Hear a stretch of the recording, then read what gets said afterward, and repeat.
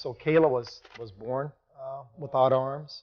I don't know if there's a specific condition, if you will, that it would be labeled as, but born with both of her upper limbs never developed. And this is something that we were aware of from the time that she was in her mother's womb. And in fact, we were advised to terminate the pregnancy by the doctors. We were strongly urged to do it during the initial 20-week ultrasound. We were advised that there was just countless complications: no arms, no legs, facial deformities, etc. And so the fact that Kayla was born at all and born just with no arms is really a miracle and a blessing in itself.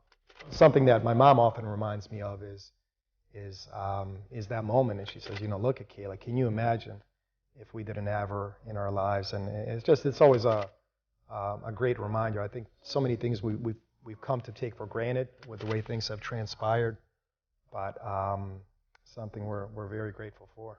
And so I think it would have been perhaps more challenging had she lost her arms later on, if she had to learn to use them, but she didn't know any other way.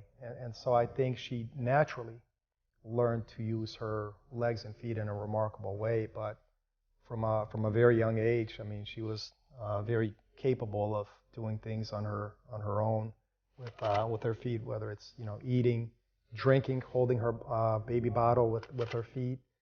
And so it was things that we quickly just began to take for granted. But when other people saw it, they were blown away for obvious reasons. Like every little girl wants to be a ballerina, like that kind of came, I just wanted to do ballet. So I started doing that at like the YMCA and whatnot, just little class. And so yeah, about 5 or so years ago, give or take, we signed her up for kind of formal dancing classes. And initially I was concerned. So when my wife said, "Oh, let's get her into dancing," I was thinking, I don't know if that's the best thing for her. In my mind, I was thinking soccer. Legs, feet. Every time I would come home and I would be so excited about what I learned and stuff, and I would always show all my friends and stuff. Yeah. No, I was so flexible because, Yeah, I use my feet for great. everything, so I just was naturally flexible. Like, when I went to class and stuff, everyone was, so impressed. I honestly, I don't feel like dancing is that much harder without arms than it is with arms. I mean, obviously, I just learned how to do it the way I do it anyway, so it's just, I mean, I feel like I'm pretty good, so I don't think it makes much of a difference. But I do try to tell her often, she really has a beautiful voice, and I'm trying to encourage her to go towards singing as passionately as dancing, or even more so. But yeah, it's definitely a skill that I feel like she should continue to develop. I'm a double threat. Double threat.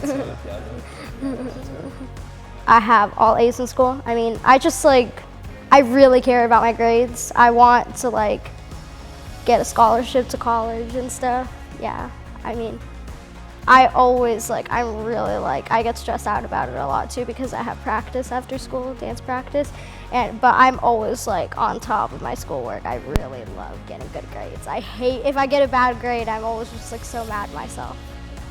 I think Kayla's an inspiration to others just by living her daily life. I think there's so many things that she's able to do. I think people are blown away outside of the family, outside of our direct family, by what she's able to do. So just doing the basic, simple things, whether it's eating at a restaurant or dancing or something, anything along those lines, I think people are just blown away. It's like, wow, here's a girl with no arms. If she can do it, what's my excuse? If I could give advice to anyone that was facing a difficult challenge in their life, I guess just to look at the bright side. I mean, obviously we're all facing different challenges, so I mean, what I have to say about my personal situation doesn't necessarily apply to everyone else, so I mean, just look at the bright side.